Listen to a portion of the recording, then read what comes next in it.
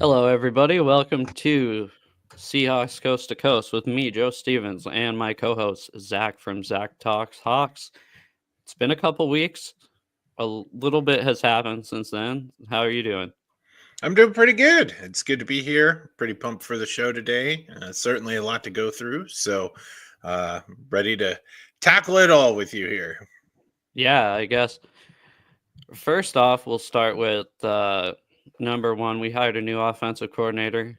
I wrote, couldn't really sound it out in my writing, but I said out with the Groob, in with the Coob.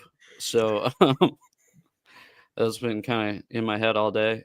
Uh, Yeah, I don't know. How are you feeling? I'm not like super excited to be completely honest with you.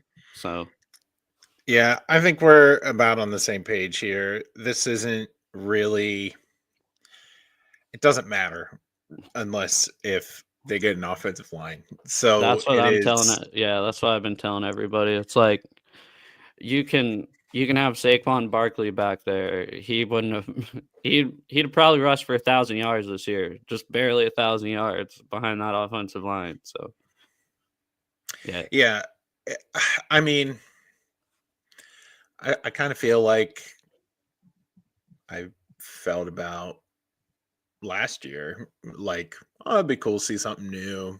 Not really sure how the offensive line's going to deal with all the new, and we'll see what happens. So until some of these free agents cycle through and the draft really cycles out, we're not really going to know kind of where we're going to go. I think with this kind of hiring, McDonald sort of primes this team now in such a way where we're going to see more balance. So that'll be fun.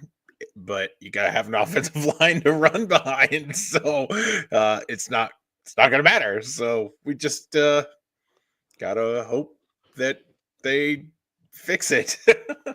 Yeah, and that was kind of my thing all year. And I'm a Grub guy, and it's really because I'm a Huskies fan. Obviously, if he was just any guy, I wouldn't really care that we let him go. But I like the fact that he went to Alabama for a week and then left him. I thought that was cool. Um, but yeah, no, I just uh, it's kind of weird because we're supposed to be able to talk about it, but it's kind of like I'll believe it when I see it, right? I'll kind of believe the offensive line play gets better when I see it. But until then, I kind of have no faith in the offensive line. I could be a month from now saying something different, but I doubt it. And it's really strange. I feel like Seahawks fans are in a weird position when it comes to this coach hiring cycle, right? Mhm. Every time you see a prominent head coach get hired, or you see an offensive coordinator switch from like a talented passing coordinator coach to an offensive coordinator, Mhm. fans are either really excited because of the hire or they're devastated because of the person they lost. And meanwhile, Seahawks fans are like, yeah, I guess that's cool, but it's not going to fix like the problem. So, yeah, The we'll talk about it more, I'm sure, after all this is said and done. But we I'm got to just get happy. first. I'm just happy it wasn't Schottenheimer. Me And then too. somehow he got a head coaching job. I was like, all right, whatever. I didn't really see that coming. Um, I really thought Bill Belichick was going to be a head coach in the NFL again before we saw Brian Schottenheimer be a head coach in the NFL. Um, I think I said this last time. I think our last decent offensive coordinator was Bevel, and I mean, honestly, I can't really think of an offensive coordinator that I didn't complain about other than one call in a Super Bowl, um, than Daryl Bevel. So, True. um, yeah, you tweeted about some stuff on the Super Bowl, like or stuff in the AFC Championship game. I kind of wanted to talk about that a little bit before we talk more about the Seahawks. Hmm. Do we have to? So, yeah, we have to. I think I have a big problem with fans right now, and we will disagree, but I think everybody had it put in their head that the Chiefs were going to get some calls before the game actually happened. Hmm. Like my friends were sending me memes of Patrick Mahomes and the referees on, Tuesday, Wednesday, and I'm like, what? So I think everybody kind of made up their mind before they watched the game. I think the Bills had a face mask not called on them. That was kind of a big deal. I think that call, the 4th and 1, could have gone either way. And then what's the other one? There was one Interception.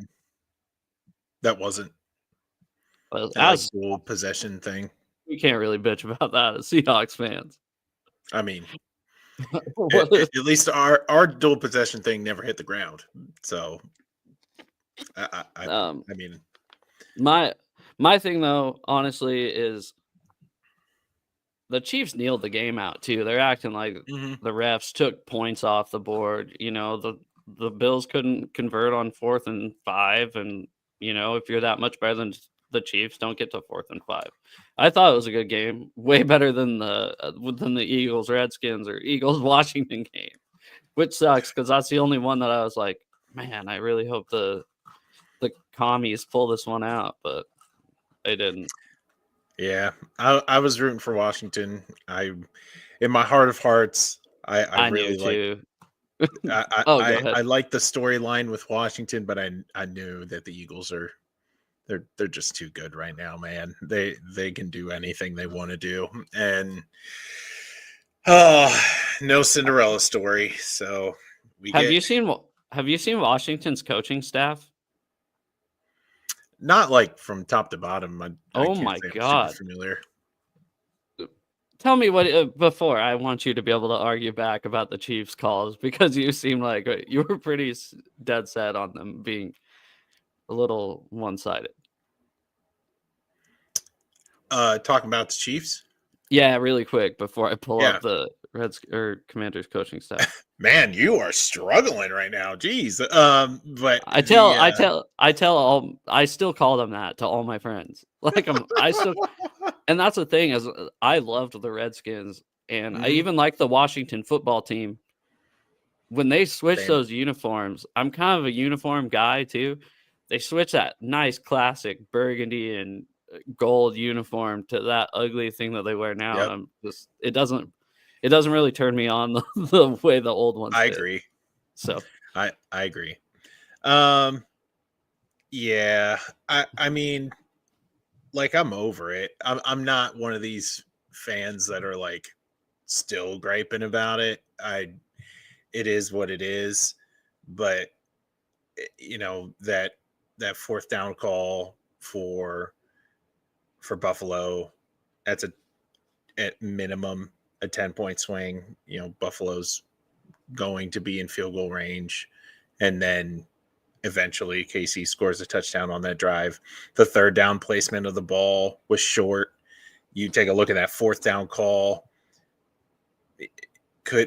I would like to hope that next year Washington. Now you got me thinking about Washington, but I would hope next year Buffalo kind of looks at what they do on 4th down. They're like, hey, running this hybrid tush push thing that we do isn't super effective, so let's not leave that up to chance. But what I was probably most upset about with that 4th down call was that the ref that's on the side of the field where he could see the ball trots out beyond the 1st down marker, is obscured by a Chiefs defender. He hops beside him, and the guy who can't see the ball is walking short of the line to gain. And we just change it to the guy who didn't see the ball, who was marked short, and that's pretty much it. That was my big problem with that call. And then the whole dual possession catch thing, like, the ball hit the ground. And if it's anyone else, you'd look at that call and go, oh, the ball made contact with the ground. Time to start over. I mean, Buffalo had a 15-yard penalty on that play anyway. So you don't really know what happens with that drive. But I just feel like in a game where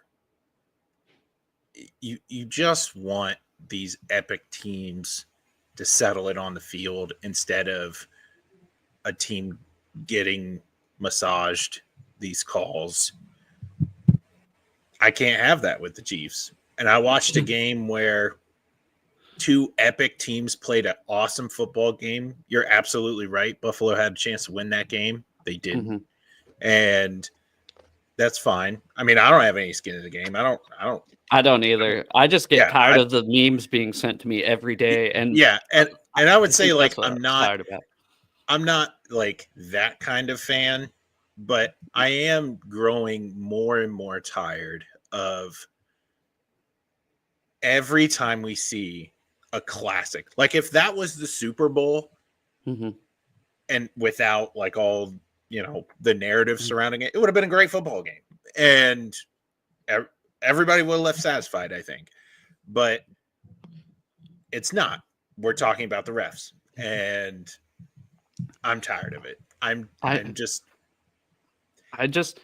think if it wasn't the Chiefs and say it was I don't know. But it's not. That's the thing. Yeah, it is I get the it. Chiefs. And it has been the Chiefs. So when you introduce gambling into the NFL, and I mean, it happened to the NBA, why aren't I don't know why it's such a far leap for people to not ponder over the fact that this could very well happen. And I'm more fatigued and frustrated that this is even a topic of conversation, because it is ruining great NFL football games. And what we had in the AFC Championship was a great football game. And yet we're still talking about these stupid refs. And I just think it creates more problems than what it's worth. And I'm tired of it. So I'm over it. I've had my fill on Twitter. I'm not one of those fans. Don't let Joe paint me as somebody I'm not. I'm not somebody who's still narking on it. I'm just fatigued that great football games are. I think a lot of people are fatigued by just the Chiefs winning too. That's another thing. Because if I think those calls went Buffalo's way and it ended up, or I think even if those calls happened and Buffalo still won the game, we wouldn't be really talking about it as much, obviously. Probably. Yeah. And then I think people just want to see the Chiefs lose, because I think they're tired of seeing them win. And I don't think there could be a betting scandal with the referees, just because it'd be so hard to keep a secret now.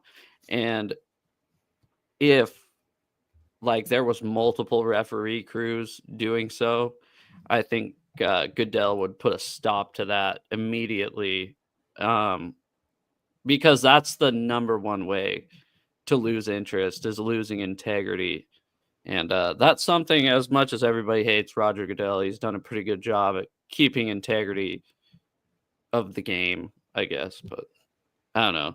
I'm just tired of all the group chats sending me memes and me just getting pissed off, because I'm like, and then I sent him a screenshot of that Bills defender grabbing the Chiefs guy's face mask and being like, "Hey, this wasn't called." And they're like, "Oh, one thing." I'm like, dude, they're I think people just see what they want to see sometimes. I think that's kind of, because there was a narrative going into the game. Oh, the refs already won this for the Chiefs, and I was so irritated because I just wanted to watch it without people texting me about every call. Oh, dude, what was that? What was that? Sucks. So, sorry. That's where I was different, because I'm like, I'm just gonna take a stand against it, because I'm just tired of people complaining. But, anyways, I want to get back to the Washington coaching staff really quick before we move on. Dan Quinn, Bobby Wagner. I didn't realize Tyler Otts, their long snapper. Nick Bellore, special teamer. Larry Izzo, our former special teams coordinator, their special teams coordinator. Bobby Ingram's their wide receiver coach. No way. Yeah. Daryl Tapp is their defensive line coach. I'm not kidding. I'm not making this up. Ken Norton Jr. is their linebacker coach. Paul Scansey is a scout. You remember Paul Scansey? Yeah. Yeah. Husky and Seahawk is a scout for Washington. The old VP of football operations, Scott Fitterer, is their personnel executive. One of our old defensive quality control coaches, Tommy Donatel, is their defensive backs coach. I'm not even going to mention that one because it didn't matter. The other two were just like Seahawks from the 1990s. But yeah, when I heard that Bobby Ingram and Daryl Tapp were on the staff, I was like, what? Well, I think you've discovered the new name for Washington, the Washington Seattles. Dude, they don't even have just the Washington. They can just rename it to Washington States or something like that, you know. The Statesmen. Oh, Dude, do you know what they renamed their stadium? Did you hear that? And I swear to God, I'm not making this up either. Their new sponsor of their stadium is Northwest Stadium. I'm like, dude, no way. This is insane. You know, as if people don't get us confused with them all the time anyways. Like, you know, me living in Washington State. As if people don't get it confused all the time. There is an That's old hysterical. there was an old Redskins, it was in like 2016, 2017. The NFL shop misprinted. So all 32 teams, they'd have their logo and the state outline behind it. They were selling Redskins logos with Washington State outlined behind it on NFL No shop. way. Yeah. No way. Wow. Yeah, it was a huge mess up by NFLshop.com, and I always thought it was hilarious. I actually wanted to buy one, but why would I waste the $25? Yeah, it was like those decorative license plates, you know? Yeah. And it had a Redskin logo in it, and then around it was the outline of Washington State. So that is funny. Anyways, we talked about this a little bit last time. DK Metcalf, you're done. I'm kind of, the more points I hear that people are kind of done. Now, trust me, I don't think so. I don't want him gone. But you look at the quarterbacks who are making money and look at the teams around them. Do I think we're going to win a Super Bowl next year? No. Honestly, if we're being honest with ourselves, no. Not with Geno Smith making $44 million a year. So if you want to keep Geno and pay him $44 million a year, I think having a wide receiver making $30 million a year isn't great. I know where you stand on this. But what's the minimum you would trade him for? Oh man. I mean, it depends on, I guess, when, simply because your assets as a team change the closer you get to the draft. But I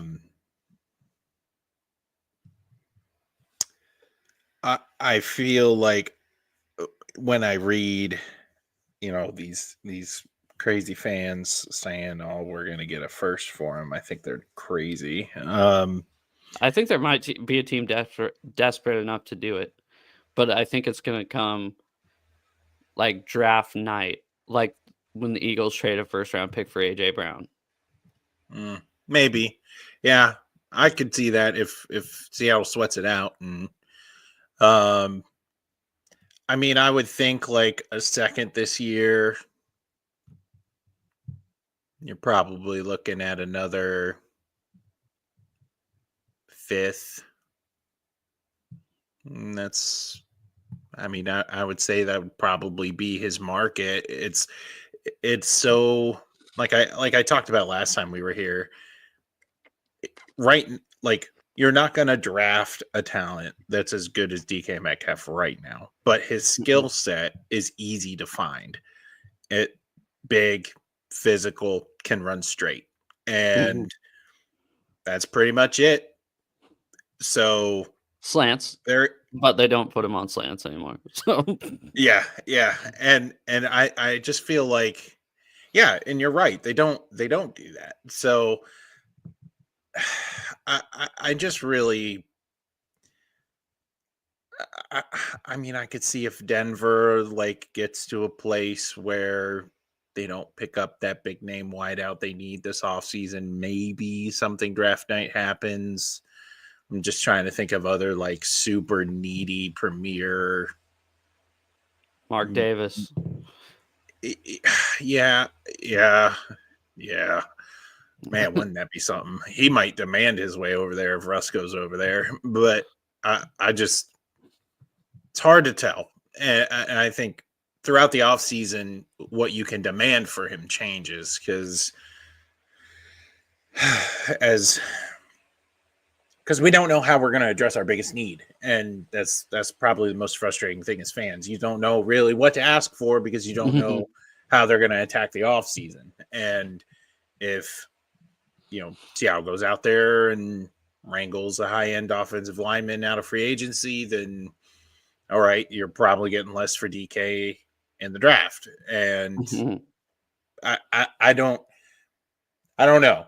And I wish I had the answer. The excitement going into last year, the excitement going into the 2024 season, it's just hard because last year we just hired a new coach and I was all excited. This year, I just look at it's like negative. A pain. It's a pain. Like where they are is a pain.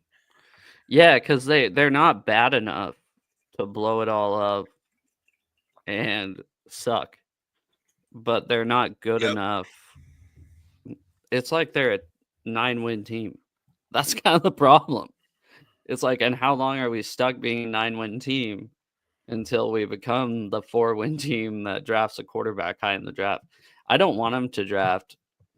Yeah, Seahawks they don't suck for one. They're actually like really good at being above average. The only 10-win team to not make the playoff. Yeah, they suck.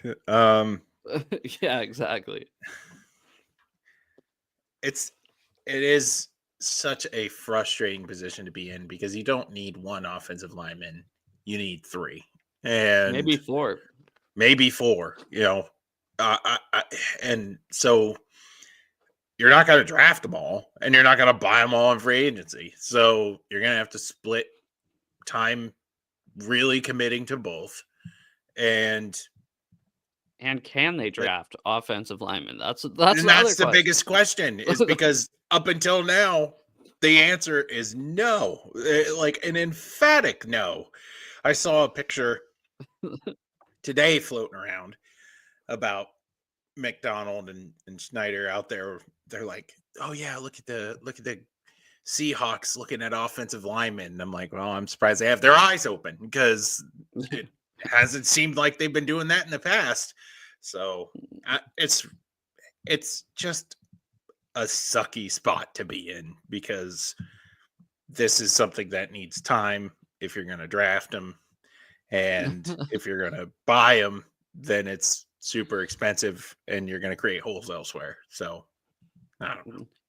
It's just so frustrating because this team is close to being good, but it's so far away from being good. It's frustrating. I feel like there's a difference between, we're on the cusp of being good. We need a corner and a middle linebacker and maybe a wideout, and then we'll be really good versus, hey, we're a couple pieces away. They're all on our offensive line. Like, yeah, that's what I mean. It's not like, hey, we could use a safety, a center, a tight end, right? No, it's, hey, we could use 2 guards, a center, and a right tackle. And left tackle, I mean, he's the bright spot on a terrible offensive line. You want me to address your comment?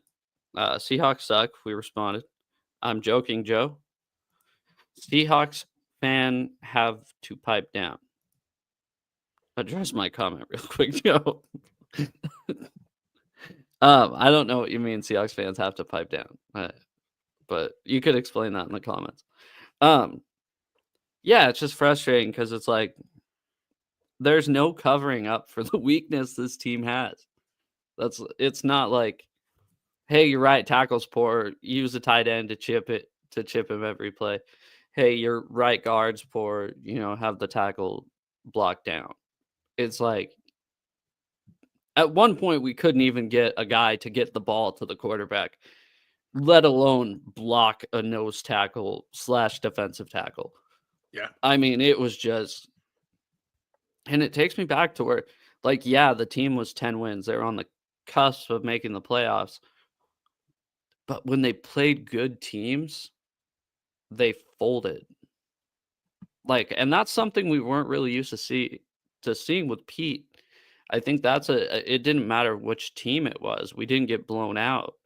And I think it's a little bit different now because like the Bills game, we got blown out. The Lions game was actually close up until the fourth quarter, but we did get blown out. The Packers game was infuriating.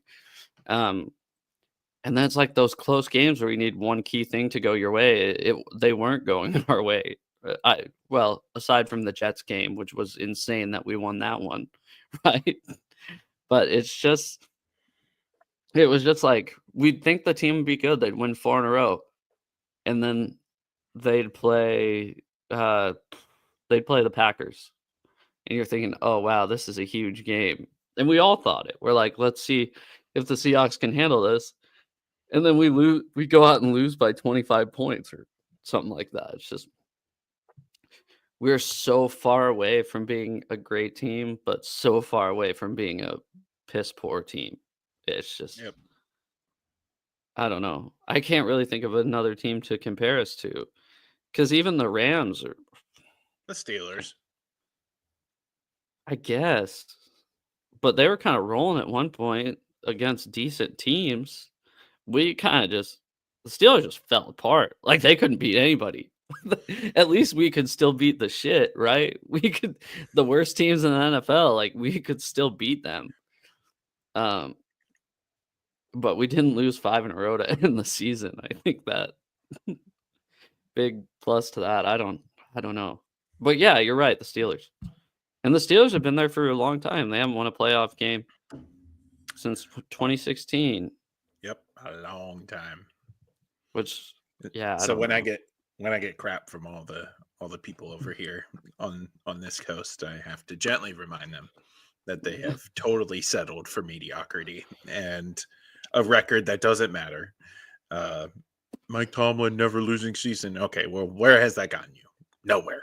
And I mean, it got him a Super Bowl win, but in the second year the third year he was the head coach. Yeah. And then they went to another one, but I mean, it's been they are 2010. Yeah. Well, 2010 was a long time ago now. I mean, that's the last time they went to the Super Bowl. And 2014 was a long time ago now, too, which is insane to say. I don't know why 2014 feels so much closer than 2010, but it's true. So time is a construct. It's yeah. Well, yeah. Yep. You have Pro Bowl alternates up here as well. Yeah, JSN filling in for Scary Terry. And I think the one that actually deserves talking about is Leonard Williams. He played lights out. What did he have, like a sack in 4 games in a row or something? It seemed like he's the reason the aforementioned Jets game that we won is the reason we won that game. And if not, I mean, kind of stretching, but I thought he kind of should have been on like the at least like a second team All-Pro or All-Pro honorable mention or something. But I don't know if it's because he's in Seattle now or it's people just tend to look past him. So yeah, well, I mean, I know when the rosters got announced, he was one of the people that folks looked at and kind of turned their heads. Was like, wait, he's not in the Pro Bowl? And I think even he was like, he said something about it. He's like, I know I deserved it because he did. I mean, he totally did. Yeah, it's let me pull him up real quick. And it's not just the numbers too. I know if you're going to bring up numbers or Yeah. whatever, it was he was a key factor in a lot of games. Like 33 solo tackles, 11 sacks, 1 interception. He ended the year. Let's see. There we go. Where is this? Man, this is weird. Why is this doing this? Oh, it's backwards. That's weird. Like 2 sacks against the Rams, 2 sacks against the Bears. So he ended the season with back-to-back 2-sack games. Mm-hmm. He 10, is high I on think. the 11. 10. 11 11? sacks. Yep. 2 against the Bears, 2 against the Rams, 2 against the Jets, 2.5 against the Cardinals, 1 versus the Falcons, 1.5 against the Patriots. That's his year. Yeah, I That's don't know. 10. But he stopped the run too. And a touchdown. Yeah. The most epic touchdown. Yeah. Unless that Ravens guy, I don't know if you remember that picture, that Ravens guy interception. I wish that guy would have took that to the house. Oh, man. Down. I never rooted for another team that hard in quite some time, because as soon as he got the ball, it's like, oh, we're about to watch history. And he took 3 steps and was like, I'm out. I'm done. He was out of breath was the problem. But yeah, no, he watching that play, I was like, dude, take it, go. But you could have been a legend. They would have replayed that forever. And honestly, the Leonard Williams thing was impressive. If that guy that weighed 520 pounds and was 6'1" scored a touchdown, that would have been the coolest thing of all time. So, I think we'll kind of address offseason needs next time, I guess. I think we all know what it is. I think maybe next time we'll talk about some of the free agents. We'll bring up a list because there's a lot of them and there's not a lot of money. I tagged you. I mean, we have to bring back number 78. I tagged you and Candace in that one. Somebody's like, which one's the most important? I'm like, Stone. Easy, dude. Without a question, you got to bring back Stone. This guy. Yeah, I was stoked on that. I never tweet anything super controversial out either. And I was like, if somebody sees this, aka Stone Forsythe, he's gonna be pissed off, but I don't care. Yeah, it's not very often like you tag me in stuff, and so I remember looking at my phone and being like, oh, what do you tag me in? What is this? And I opened it up and I was like, oh, he's trying to get me angry today. And yeah, same with Candace, the other Seahawk lady I tagged, because it was like, it's like, yeah, dude, you gotta bring it back. I can't believe he's even a free agent. I thought that guy's contract didn't end. I thought he had kind of a lifetime deal with the Seahawks for minimum salary. So I hope he becomes a free agent and Pete picks him up. That's what I hope. You know what I hope? Honestly, for him, because I will root for him. I hope he becomes like an all-pro right tackle at some place. And that just shows how shitty the Seahawks are at developing offensive linemen. Oh man. Yeah, go do it. Go do it in Vegas. Yeah. That would be, bring Russ in, bring Stone Forsythe in, bring Lockett in when we let him go. Have KJ Wright leave the Niners and go coach linebackers over in Vegas. Just bring them all in. And it worked. It worked for Washington. That's what I'm saying. So it worked for Washington. We can have 2 satellite teams. So it'd be sweet. I don't. I guess I didn't ask you. You're pulling for the Raiders, right? Or no? Are you like no? Absolutely. Okay, because I think there were some people who like, and I feel like they're the people that start watching the Seahawks in like 2015 or something. Like even after the 12 since 12, they kind of hopped on. They're like, oh man. They're like, why would I root for another team? I'm like, dude, he gave this franchise so much. Yeah. And we kicked him to the curb. We were like, hey, be gone, And even though they tried to dress it up with, oh yeah, he's still going to be around. We all talked about this. We're like, oh man, at least he's going to be there as an advisor. Everybody that's been to the Seahawks facility says, I don't think he's stepped foot in the facility since they let him go. Yeah. So I don't blame him. No, me neither. I mean, he's the most successful coach in Seahawks history. Him and Mike Holmgren were the best coaches in Seahawks history. I think Pete developed players a little bit better and kind of brought more of a winning culture instead of I feel like Mike was like, we made it to the Super Bowl and everybody was so shocked. For one, because we've never done it before. And for two, because us as Seattle fans, we're kind of happy with, winning the wild card, but under team. Yeah. Yeah, exactly. But under Pete, it's like it was Super Bowl or bust every year since 2013. And that's what kind of plagued it, I think. I don't know. I think that kind of plagued it because there was such high expectations all the time. And then he'd throw a challenge flag in the first quarter to make it 3rd and 4 instead of 3rd and 6. Yeah. And he'd lose it. And then it would totally come back to bite us at the end of the game. I thought it was really cool to see his press conference and see how excited he is, and to hear him talk about, he's like, oh, I'm fired up and da da da da da, and he's jacked, freaking pumped. Yeah, I'm freaking pumped, and he talked about what makes Pete so special, and he's just like, we're here to have fun, and we're gonna play this game and understand that it's a game, and if you're not having fun, you're doing it wrong. And for a long time, that's what made this place special. And I think that Vegas needs kind of that injection of culture, whatever that culture is, and Pete's going to bring it. And I wish him nothing but the best. I really do. I hope he crushes it over there. And he's got a lot of work to do. We play the Raiders usually in the preseason. I hope we play them in the preseason, just so, like I said, I'm rooting for him. I don't think I've ever rooted the way that I'm rooting for Pete is going to be the same way that I rooted against Russell Wilson as a Bronco, because Pete didn't want to leave.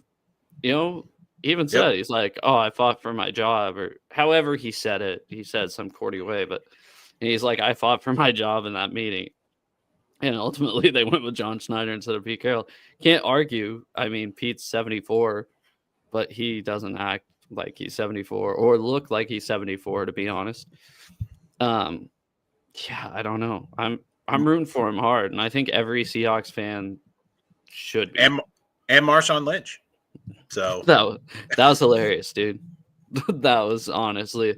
So I still haven't watched the press conference just because I'm one of the ones that didn't want to get rid of Pete. I heard the press conference, a lot of it on the radio in Seattle, and I don't know. I think it's good for him to have a fresh start too, because we said, the expectations here were uber high every year, and I think they'll be happy with doing what Pete did the last 6 years here, and is contending for a wild card spot, winning a wild card playoff, and then losing in the divisional round, and the Raiders will be happy. They haven't won a playoff game since 2002. Did you know that? Wow. No. Wow. Yeah. So their last playoff win was the AFC Championship game in 2002, right before they went to.